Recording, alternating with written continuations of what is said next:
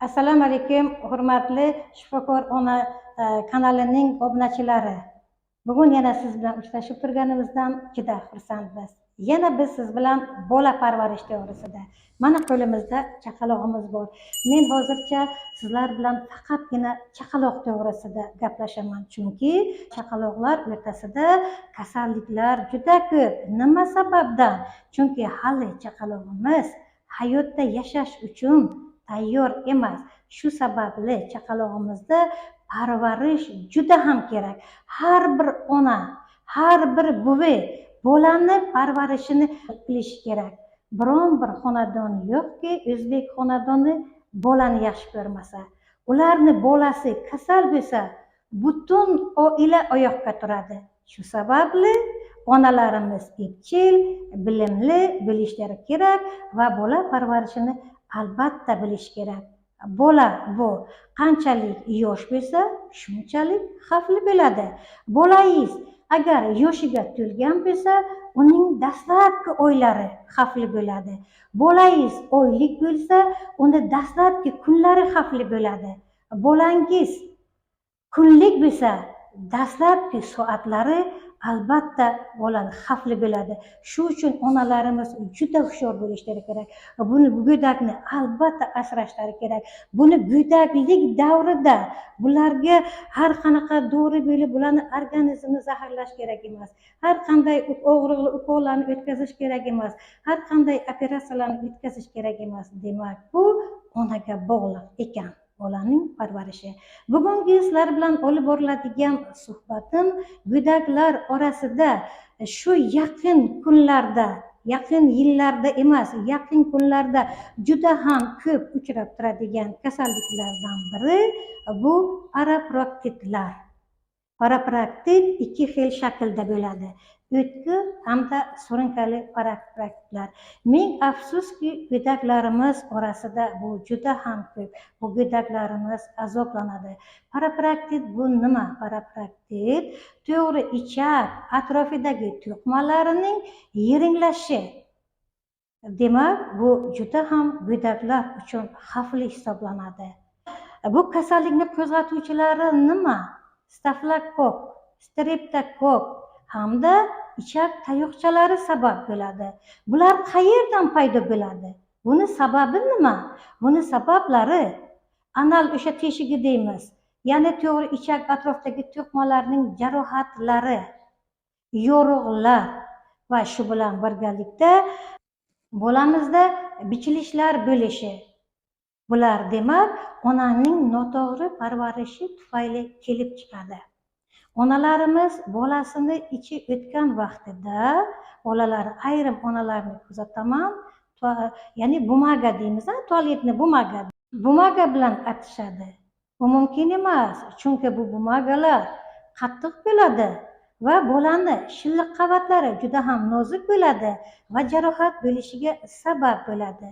Yana ko'pchilik onalarimiz bolalarni ichi o'tgandan so'ng ko'pincha vlajniy salfetkani ishlatadi.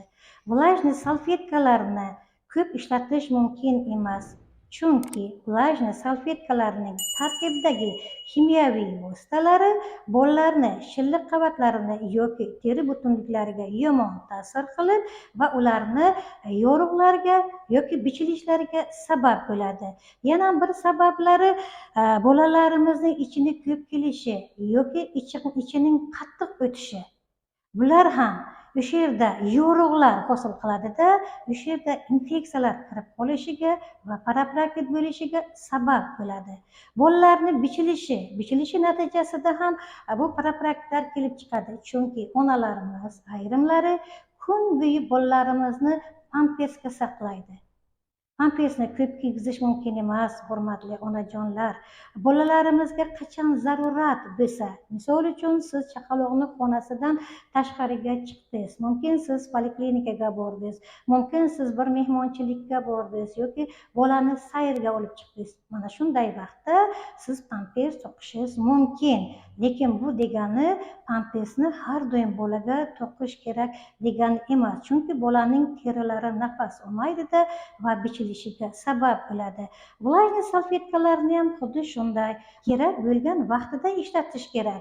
Misol uchun siz hozir aytganimday chaqaloqning xonasidan tashqari joyda bo'ldingiz, chaqalog'ingizni ichi o'tdi, siz chaqalog'ingizni tagini siz salfetkada artdingiz, lekin siz qachon uyga kelganingizdan keyin shu narsa sizni qalangizga turishi kerakki, men bolamni tagini влажный salfetkada artdim, uyga borib albatta oqar suvda yuvishim kerak deb. Chunki siz влажный salfetka bilan artganingizda bu hech qanday toza bo'lmaydi, qaytaga siz infeksiyani surtib qo'ygan bo'lasizda va infeksiyalar buzilib natijada bichilishlarga sabab bo'ladi va shu parapraktik bo'lishiga sabab bo'ladi. Parapraktik demak ikki xil shaklda deb aytib o'tdik, o'tkir va xronik shaklda. O'tkir davrlarida onalari bolani tagini artayotgan vaqtlarida sezib qoladi, o'sha yerda do'ppayib turgan qattiq bir hosilachani ko'radi. Demak, bu qizargan, ayrim vaqtlarda yiring yig'gan bo'ladi. Agar onalarimiz shu narsani vaqtli agar ko'rsalar, sezsalar, buni yiringlashgacha olib kelmasdan o'zlari bolalarini tuzli vanichka yoki frotselin qo'shilgan suvda agar vanichka qilsalar va o'sha joylarni quruq qilib artib vishnevskiy mas qo'ysalar, bu albatta qaytib ketadi va yiringlashgacha olib kelmaydi, to'qmani erishigacha olib kelmaydi. Endi onalarimiz befarq bo'ldi, bu narsani nimaligini yoki bilmadi, bolada o'sha bolani ichi o'tgan vaqtida, ichi o'tish vaqtida ham og'riq bo'ladi, ichini artish vaqtida ham og'riq bo'ladi va bolalarimiz mana shu joyda sohasida tegilgan vaqtimizda chinqirab yig'laydi va onalarimiz shifokorga murojaat qilishga majbur bo'ladi. Bolalar jarrohi tomonidan yiring kesiladi va oqizib chiqariladi. Baribir 3-4 oydan keyin albatta bu yerda oqma yara hosil bo'ladi. Yo yiring, yo suyuqlik ajralib turadi. Endi siz 3-4 oydan keyin mana shu oqma yo'llarini boladan xalos qilish uchun yana jarrohga murojaat qilasiz, yana bir marta operatsiya bo'ladi, oqma yo'lini bartaraf qilish uchun.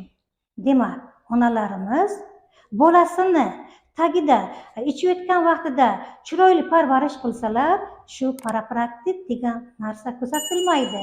Onajonlar, siz ko'p bolangizni tagini влажный salfetka bilan emas, albatta oqar suv bilan yuvishingiz kerak. Shu uchun biz video ko'rsatuvlarimizda joylashtirganmiz bolani cho'miltirish haqida.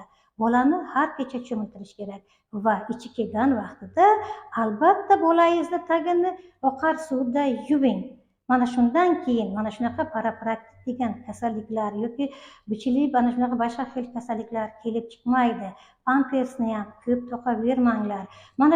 Mana shunaqa bolajonlarimiz uchun mana shunaqa paxta tolasidan bo'lgan ishtonchalar bor. Ko'proq shulardan foydalaning. Tagliklarni qo'yingda, mana shunda bularni kiygizib qo'ying. Chunki bolani terisi nafas olish kerak. Teri nafas olgan joyda hech qanday infeksiya buzilib, bolada bichilishlarni keltirib chiqarmaydi. Demak, siz biz bilan har doim birga bo'lasiz va kanalimizga obuna bo'lasiz, bizni kuzatib borasiz. Biz sizlarga albatta eng yaxshi maslahatlarimizni berib boramiz. Xo'p, parapraktik to'g'risida sizda qanday savol tug'ildi? Albatta kommentariyaga yozib qoldiring, biz javob berishga tayyormiz. Ko'rishguncha.